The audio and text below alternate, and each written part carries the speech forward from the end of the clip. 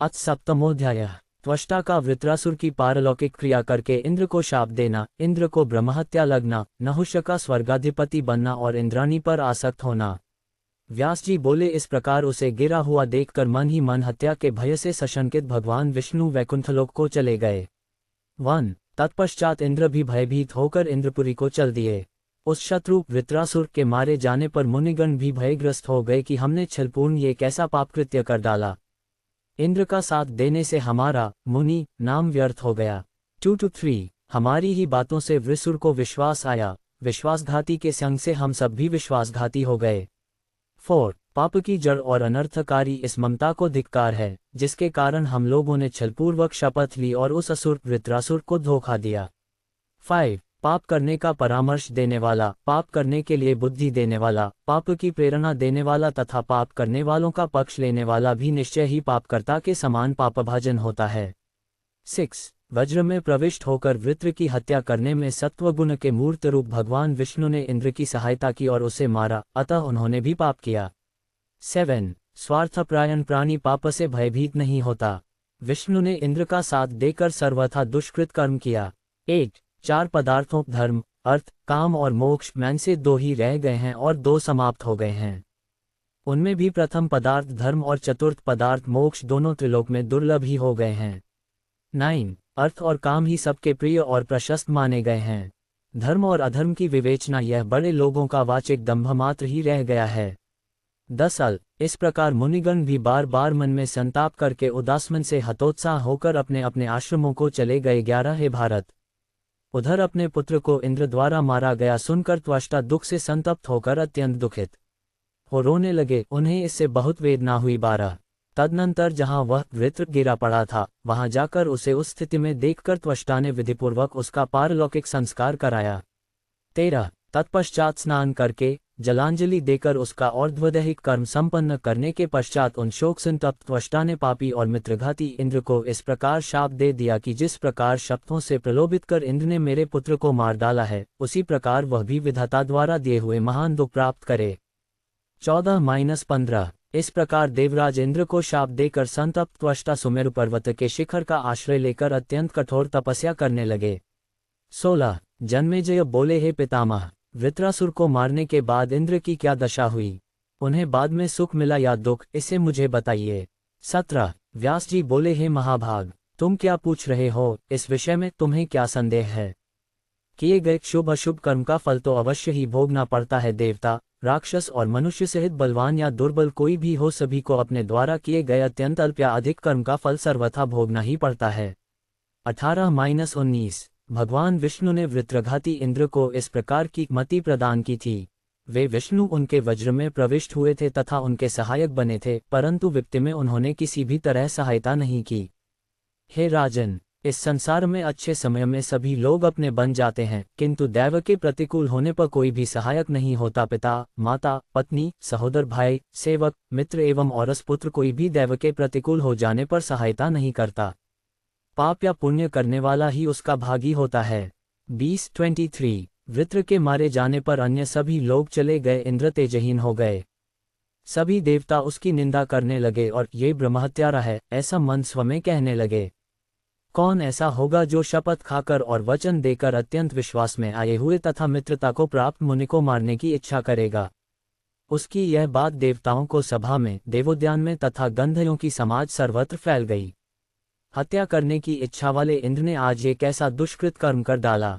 मुनियों के द्वारा विश्वास दिलाए गए वृत्रासुर को छलपूर्वक मार करके मानो इंद्र ने वेदों की प्रामाणिकता का त्याग कर सौगतों का मत स्वीकार कर लिया। इंद्र ने छल करके अत्यंत साहस से शत्रु को मार डाला। वचन देकर भी जिस प्रकार छलपूर्वक ये वृत्रासुर मारा गया, वैसा विपरीत आचरण इंद्र और विष्णु के अतिरिक्त कौन होगा जो कर सकता है? इस प्रकार की कथाएं तथा और भी बातें लोगों में व्यापक रूप से होने लगीं। 24-30 इंद्र भी अपनी कीर्ति नष्ट करने वाली तरह तरह की बातें सुनते रहे। संसार में जिसकी कीर्ति नष्ट हो गई, उसके कलुषित जीवन को धिक्कार है। रास्ते में जाते हुए ऐसे व्यक्ति को देखकर शत्रु हंस पड़ता है। राजर्षि इंद्रद्युम्न ने कोई पाप नहीं किया था, फिर भी कीर्ति नष्ट हो जाने से वे स्वर्ग से गिर गए थे, तब पाप करने वाला कैसे नहीं गिरेगा? राजा ययाति का बहुत थोड़े से अपराध पर पतन हो गया था। इसी प्रकार एक राजा को 18 युगों तक केकड़े की योनि में रहना पड़ा था। भृगु की पत्नी का मस्तक काटने के कारण अच्युत भगवान श्रीहरि को ब्रह्मशाप से मकर आदि रूपों में पशु योनि में जन्म लेना पड़ा। विष्णु को भी वामन होकर याचना के लिए बलि के घर जाना पड़ा। तब यदि कुकर्मी मनुष्य दुख पाए तो क्या आश्चर्य है। हे भारत, श्री रामचंद्र जी को भी भृगु के शाप से वनवास काल में सीता से वियोग का महान कष्ट उठाना पड़ा। उसी प्रकार इंद्र को भी ब्रह्महत्याजनित महान भय प्राप्त करके समस्त सिद्धियों से युक्त भवन में भी सुख नहीं प्राप्त होता था। उन्हें दीर्घ श्वास लेते, भयग्रस्त, चेतनारहित, खिन्नमनस्क और सभा में न जाते देखकर शची ने पूछा, हे प्रभो, आजकल आप भयभीत क्यों रहते हैं? आपका भयंकर शत्रु तो मर गया है। हे कांत, हे शत्रुहंता, आपको क्या चिंता है? हे लोकेश, साधारण मनुष्य की भांति लंबी लंबी सांसें लेते हुए आप शोक क्यों करते हैं? आपका कोई बलवान शत्रु भी तो नहीं है जिससे आप चिंताकुल हों। 31-40 इंद्र बोले, हे रागी, यद्यपि अब मेरा कोई बलवान शत्रु नहीं है, तथापि ब्रह्महत्या के भय से मैं निरंतर डरता रहता हूँ। घर में रहते हुए भी मुझे न सुख है और न शांति। नंदनवन, अमृत, घर तथा वन कुछ भी मुझे सुखकर नहीं लगता। गंधर्व का गान और अप्सराओं का नृत्य तथा यहाँ तक कि तुम और अन्य देवांगनाएं भी मुझे सुखकर नहीं लगती। न कामधेनु और न ही कल्पवृक्ष मुझे सुख प्रदान करते हैं। मैं क्या करूं, कहाँ जाऊं, मुझे शांति कहाँ मिलेगी? हे प्रिय, इसी चिंता में पड़ा हुआ मैं अपने मन में शांति नहीं प्राप्त कर पा रहा हूँ। 41-44 व्यास जी बोले, अत्यंत घबराई हुई अपनी प्रिय पत्नी से ऐसा कहकर मूढ़ इंद्र घर से निकल पड़े और उत्तम मानसरोवर को चले गए। भय से पीड़ित और शोक संतप्त होकर वे एक कमलनाल में प्रविष्ट हो गए। पापकर्मों से पराभूत हुए देवराज इंद्र को कोई जान नहीं सका। वे सर्प के समान चेष्टा करते हुए जल में छिपकर रह रहे थे। उस समय वे इंद्र असहाय, चिंतित और व्याकुल इंद्रियों वाले हो गए। 45-47 ब्रह्महत्या के भय से दुखी होकर देवराज इंद्र के अदृश्य हो जाने पर देवगण चिंतातुर हो उठे तथा अनेक प्रकार के उत्पात होने लगे। ऋषि, सिद्ध और गंधर्वगण भी अत्यंत भयभीत हो गए। उपद्रवों के होने से संपूर्ण जगत अराजकता से ग्रस्त हो गया। उस समय अनावृष्टि उपस्थित हो गई और पृथ्वी वैभव शून्य हो गई। नदियों के स्रोत सूख गए और तालाब बिना जल के हो गए। इस प्रकार की अराजकता को देखकर स्वर्ग के देवताओं और मुनियों ने विचार करके नहुष को इंद्र बना दिया। 48-51 राज्य प्राप्त करने पर राजा नहुष धर्मात्मा होते हुए भी राजसी वृत्ति के कारण कामवान से आहत हो विषयासक्त हो गए। हे भारत, देवोद्यानों में क्रीडारत रहते हुए वे सदा अप्सराओं से घिरे रहते थे। 52-53 उस राजा नहुष के मन में इंद्राणी शची के गुणों को सुनकर उन्हें प्राप्त करने की इच्छा हुई। उसने ऋषियों से कहा, मेरे पास इंद्राणी क्यों नहीं आती? आप लोग और देवताओं ने मुझे इंद्र बनाया, इसलिए हे देवताओं, शची को मेरी सेवा के लिए भेजिए। हे मुनियों तथा देवताओं, आप लोगों को मेरा प्रिय कार्य अवश्य करना चाहिए। इस समय मैं देवताओं का इंद्र और समस्त लोगों का स्वामी हूँ। शची शीघ्र ही आज मेरे भवन में आ जाएं। 54-56 उसकी यह बात सुनकर चिंता से व्याकुल देवता तथा ऋषिगण शची के पास जाकर उन्हें प्रणाम करके कहने लगे, हे इंद्रपत्नी, दुराचारी नहुष इस समय आपकी कामना करता है। उसने क्रोध होकर हमसे यह बात कही है, शची को यहाँ भेज दीजिए। हम उसके अधीन हैं, अतः कर ही क्या सकते हैं, क्योंकि उसे इंद्र बना दिया गया है। 57-59 ये सुनकर दुखित मन शची ने बृहस्पति से कहा, हे ब्राह्मण, नहुष से मेरी रक्षा कीजिए, मैं आपकी शरण में हूँ। 60 बृहस्पति बोले, हे देवी पाप से मोहित नहुष से तुम्हें भय नहीं करना चाहिए। हे पुत्री, मैं सनातन धर्म का त्याग कर तुम्हें उसको नहीं दूंगा। 61 जो अधम मनुष्य शरण में आए हुए तथा दुखी प्राणी को दूसरों को सौंप देता है वह प्रलय पर्यंत नरक में वास करता है। अतः हे पृथुश्रोणी, तुम निश्चिंत रहो, मैं तुम्हारा त्याग कभी नहीं करूंगा। 62 इति श्रीमद्देवी भागवते षष्ठस्कन्धे इन्द्रस्य पद्मनाल प्रवेशानंतर नहुष्यस्य देवेन्द्रपदभिषेकवर्णन नाम सप्तमोऽध्यायः। 7 अथ अष्टमोऽध्यायः। इंद्राणी को बृहस्पति की शरण में जानकर नहुष्य का क्रोध होना, देवताओं का नहुष को समझाना, बृहस्पति के परामर्श से इंद्राणी का नहुष से समय मांगना, देवताओं का भगवान विष्णु के पास जाना और विष्णु का उन्हें देवी को प्रसन्न करने के लिए अश्वमेध यज्ञ करने को कहना, बृहस्पति का शची को भगवती की आराधना करने को कहना, शची की आराधना से प्रसन्न होकर देवी का प्रकट होना और शची को इंद्र का दर्शन होना। व्यास जी बोले, वे शची देवगुरु की शरण में चली गई हैं। ऐसा सुनकर कामबाण से आहत नहुष अंगिरापुत्र बृहस्पति पर बहुत कुपित हुआ और उसने देवताओं से कहा, यह अंगिरापुत्र बृहस्पति आज मेरे द्वारा निश्चय ही मारा जाएगा, क्योंकि मैंने ऐसा सुना है कि उस मूर्ख ने इंद्राणी को अपने घर में रखा है। 1-2 इस प्रकार नहुष को क्रुद्ध देखकर प्रधान ऋषियों से देवतागण उस दुष्ट से सामनीतियुक्त वचन बोले। 3 हे राजेंद्र, क्रोध दूर करो और पापकारिणी बुद्धि का त्याग करो। हे प्रभो, मनीषियों ने धर्मशास्त्रों में परस्त्रीगमन की निंदा की है। 4 इंद्र की पत्नी शची सदा से अत्यंत साध्वी, सौभाग्यवती और पतिव्रता है, फिर अपने पति के जीवित रहते हुए कैसे दूसरे को पति बना सकती है। 5 हे विभो, आज इस समय आप तीनों लोकों के स्वामी तथा धर्म के रक्षक हैं।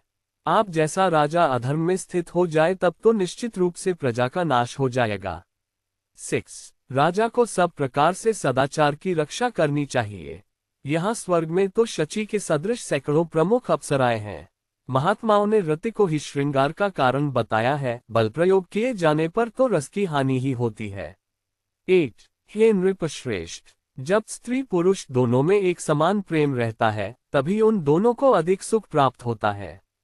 9 अतः हे देवेंद्र, परस्त्रीगमन की यह भावना छोड़ दीजिए और श्रेष्ठ आचरण कीजिए, क्योंकि आपको इंद्र जैसा अतिश्रेष्ठ पद प्राप्त है। 10 हे राजन, पाप से संपत्ति का क्षय होता है और पुण्य से महान वृद्धि होती है, इसलिए पाप कर्म छोड़कर सात्विक बुद्धि का आश्रय लीजिए। 11 नहुष ने कहा, हे देवताओं, जब देवराज इंद्र ने गौतम की पत्नी के साथ और चंद्रमा ने बृहस्पति की पत्नी के साथ अनाचार किया था, तब तुम लोग कहाँ थे। 12 लोग दूसरों को उपदेश देने में बहुत कुशल होते हैं, परंतु उपदेश देने वाला तथा उसका पालन करने वाला पुरुष दुर्लभ होता है। 13 हे देवताओं, वह शची मेरे पास आ जाए, इसी में आप सबका परम कल्याण है, इससे उसको भी अत्यंत सुख मिलेगा। 14 अन्य किसी भी प्रकार से मैं संतुष्ट नहीं होऊंगा, यह मैं तुम लोगों से कह रहा हूँ। इसलिए विनय से या बलपूर्वक तुम लोग उसे शीघ्र ही मुझे प्राप्त कराओ। 15 उसकी यह बात सुनकर भयभीत देवताओं और मुनियों ने उस कामातुर नहुष से कहा, हम लोग सामनीति से इंद्राणी को आपके पास लाएंगे। ऐसा कहकर वे लोग बृहस्पति के निवास पर चले गए। 16-17 व्यास जी बोले, तदनंतर वे देवगण अंगिरा के पुत्र बृहस्पति के पास जाकर हाथ जोड़कर उनसे बोले, हमें ज्ञात हुआ है कि इंद्राणी को आपके घर में शरण प्राप्त है, उन्हें आज ही नहुष को देना है, क्योंकि वह इंद्र बना दिया गया है। ये सुलक्षणा सुंदरी उन्हें पति के रूप में वरण कर ले। 18-19 ये दारुण वचन सुनकर बृहस्पति ने देवताओं से कहा, मैं शरण में आई हुई इस पतिव्रता शची का त्याग नहीं करूंगा। 20 देवगण बोले, तब दूसरा कोई उपाय करना चाहिए जिससे वह आज प्रसन्न हो जाए, अन्यथा क्रुद्ध होने पर वह दुराराध्य हो जाएगा। 21 देवगुरु बोले, सुंदरी शची वहां जाकर राजा को अपनी बात से अत्यंत मोहित करके ये शपथ ले कि अपने पति को मृत जानने के बाद ही मैं आपको अंगीकार करूंगी। अपने पति इंद्र के जीवित रहते मैं किसी दूसरे को पति कैसे बना लूं, इसलिए उन महाभाग की खोज के लिए मुझे जाना पड़ेगा। इस प्रकार वह मेरे कथन के अनुसार शपथ लेकर और राजा को छलकर अपने पति को लाने का प्रयत्न करे। 22-24 ऐसा विचार करके सभी देवता बृहस्पति को आगे करके इंद्रपत्नी शची के साथ नहुष के पास गए। 25 उन सभी को आया हुआ देखकर वह कृत्रिम इंद्र नहुष हर्षित हुआ। उस शची को देखकर वह आनंदित हो गया और प्रसन्नतापूर्वक बोला, हे प्रिय, आज मैं इंद्र हूँ, हे सुंदर नेत्रों वाली, मुझे पति रूप में अंगीकार करो। मैं देवताओं के द्वारा संपूर्ण लोक का पूज्य बना दिया गया हूँ। 26-27 नहुष के ऐसा कहने पर शची ने लज्जित होकर कांपते हुए कहा, हे राजन, हे सुरेश्वर, मैं आपसे एक वर प्राप्ति की इच्छा करती हूँ। आप कुछ समय का प्रतीक्षा करें, जब तक मैं यह निर्णय कर लूं कि मेरे यति इंद्र जीवित है या नहीं, क्योंकि इस बात का मेरे मन में संदेह है। मन में इसका निश्चय करने के अनंतर मैं आपकी सेवा में उपस्थित होऊंगी। हे राजेंद्र, तब तक के लिए क्षमा कीजिए, यह मैं सत्य कह रही हूँ। अभी यह ज्ञात नहीं है कि इंद्र नष्ट हो गए हैं या कहीं चले गए हैं। 28-30 इंद्राणी के ऐसा कहने पर नहुष प्रसन्न हो गया और ऐसा ही हो, ये कहकर उसने उन देवी शची को प्रसन्नतापूर्वक विदा किया। राजा से मुक्ति पाकर वह पतिव्रता शची शीघ्रतापूर्वक देवताओं के पास जाकर बोली, आप लोग उद्यमशील होकर इंद्र को ले आने का प्रयास करें। 31-32 हे नृपश्रेष्ठ, इंद्राणी का पवित्र और मधुर वचन सुनकर सभी देवताओं ने एकाग्र होकर इंद्र के विषय में विचार विमर्श किया। तदनंतर वे वैकुंठलोक जाकर शरणागत वत्सल आदिदेव भगवान जगन्नाथ की स्तुति करने लगे। उन वाक्पटु विशारद देवताओं ने उद्विग्न होकर इस प्रकार कहा, 33-35 हे देवाधिदेव, ब्रह्महत्या से पीड़ित देवराज इंद्र सभी प्राणियों से अदृश्य होकर कहीं रह रहे हैं। हे प्रभो, आपके परामर्श से ही उन्होंने ब्राह्मण वृत्रासुर का वध किया था, तब ब्रह्महत्या कहाँ हुई? हे भगवान, आप ही उनकी और हम सबकी एकमात्र गति हैं। इस महान कष्ट में पड़े हुए हम सबकी रक्षा कीजिए और उन इंद्र के ब्रह्महत्या से छूटने का उपाय बताइए। 36-37 देवताओं का करुण वचन सुनकर भगवान विष्णु बोले, इंद्र के पाप की निवृत्ति के लिए अश्वमेध यज्ञ कीजिए। अश्वमेध करने से प्राप्त पुण्य से इंद्र पवित्र हो जाएंगे। इससे वे पुनः देवताओं के इंद्रत्व को पा जाएंगे, फिर कोई भय नहीं रहेगा। अश्वमेध यज्ञ से भगवती श्री जगदम्बिका प्रसन्न होकर ब्रह्महत्या आदि पाप निश्चित रूप से नष्ट कर देंगी। जिनके स्मरण मात्र से पाप का समूह नष्ट हो जाता है, उन जगदम्बा की प्रसन्नता के लिए किए गए अश्वमेध यज्ञ का क्या कहना। इंद्राणी भी नित्य भगवती जगदम्बा की पूजा करें, भगवती शिवा की आराधना सुखकारी होगी। हे देवताओं, नहुष भी जगदम्बिका की माया से मोहित होकर शीघ्र ही अपने किए हुए पाप से अवश्य विनष्ट हो जाएगा। अश्वमेध यज्ञ से पवित्र होकर इंद्र भी शीघ्र ही अपने उत्तम इंद्रपद और वैभव को प्राप्त करेंगे। 38-44 अमित तेज वाले भगवान विष्णु की इस शुभ वाणी को सुनकर वे देवगण उस स्थान को चल दिए जहां इंद्र रह रहे थे। बृहस्पति के नेतृत्व में देवताओं ने इंद्र को आश्वासन देकर संपूर्ण अश्वमेध महायज्ञ संपन्न कराया। 45-46 तत्पश्चात भगवान विष्णु ने ब्रह्महत्या को विभाजित कर वृक्षों, नदियों, पर्वतों, पृथ्वी और स्त्रियों पर फेंक दिया। इस प्रकार उसको प्राणी पदार्थों में विसर्जित करके इंद्र पापरहित हो गए। संतापरहित होने पर भी इंद्र अच्छे समय की प्रतीक्षा करते हुए जल में ही ठहरे रहे। वहां सभी प्राणियों से अदृश्य रहते हुए जल में वे एक कमल नाल में स्थित रहे। 47-49 देवगण उस अद्भुत कार्य को करके अपने स्थान को चले गए। तब शची ने दुख और वियोग से व्याकुल होकर देवगुरु बृहस्पति से कहा, यज्ञ करने पर भी मेरे स्वामी इंद्र क्यों अदृश्य हैं? हे स्वामिन, मैं अपने प्रिय को कैसे देख सकूंगी, आप मुझे उस उपाय को बताएं। 50-51 बृहस्पति बोले, के पौलोमी, तुम देवी भगवती शिवा की आराधना करो। वे देवी तुम्हारे पापरहित पति का तुम्हें दर्शन कराएंगी। आराधना करने पर जगत का पालन करने वाली वे भगवती नहुष को शक्तिहीन कर देंगी। वे अंबिका राजा को मोहित करके उसे उसके स्थान से गिरा देंगी।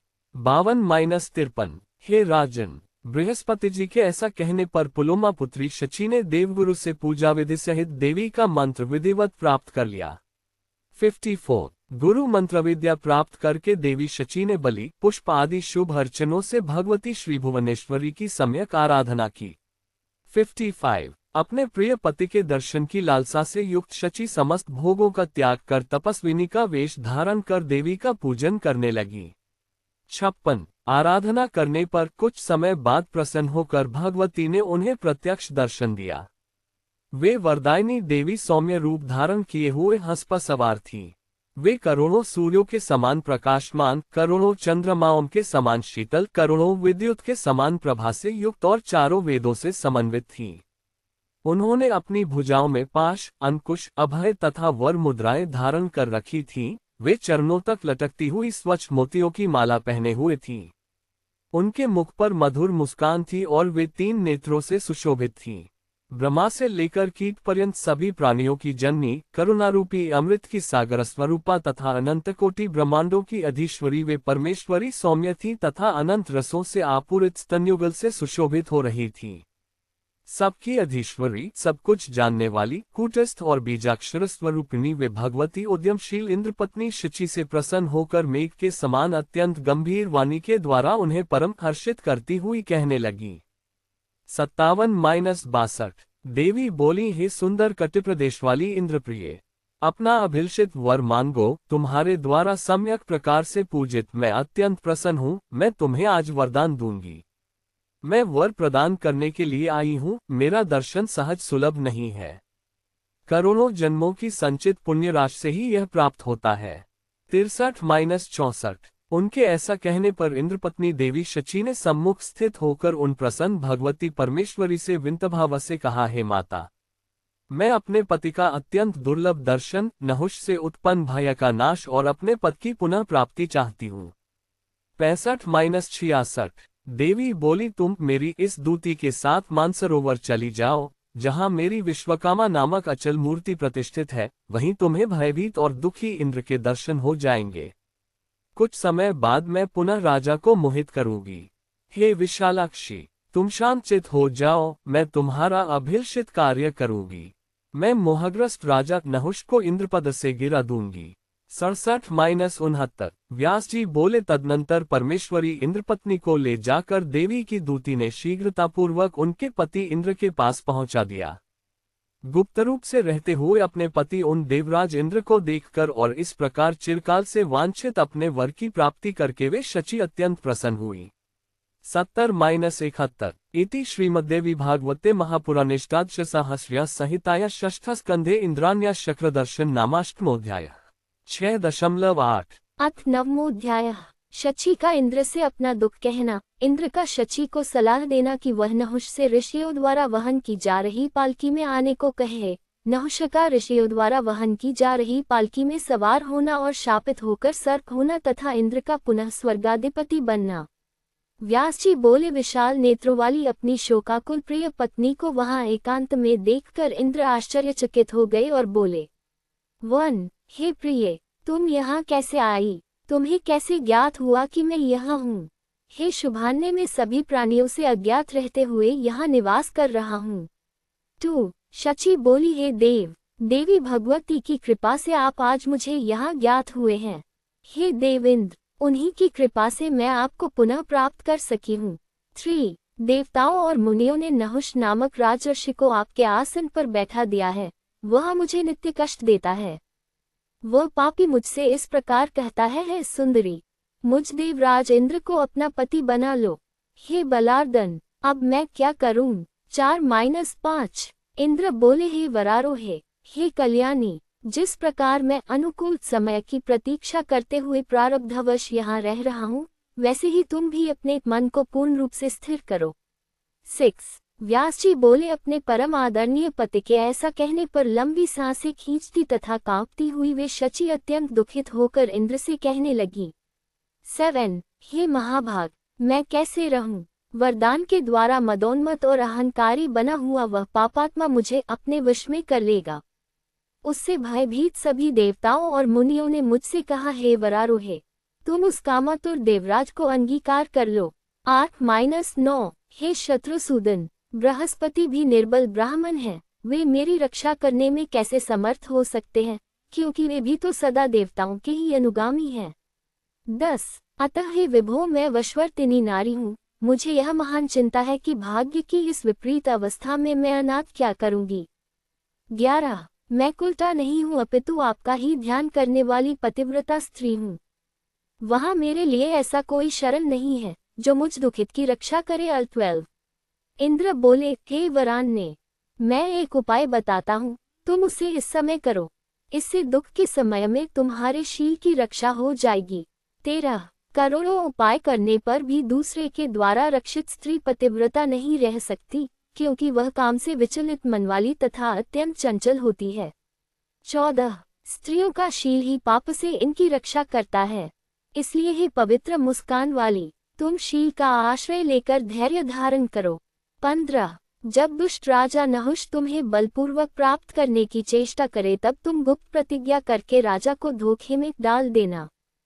हे मदाल से, तुम एकांत में उसके समीप जाकर कहो, हे जगतपते, आप ऋषियों के द्वारा वहन किए जाने वाले दिव्य वाहन से मेरे पास आएं। ऐसा होने पर मैं प्रेमपूर्वक आपके वश में हो जाऊंगी, यह मेरी प्रतिज्ञा है।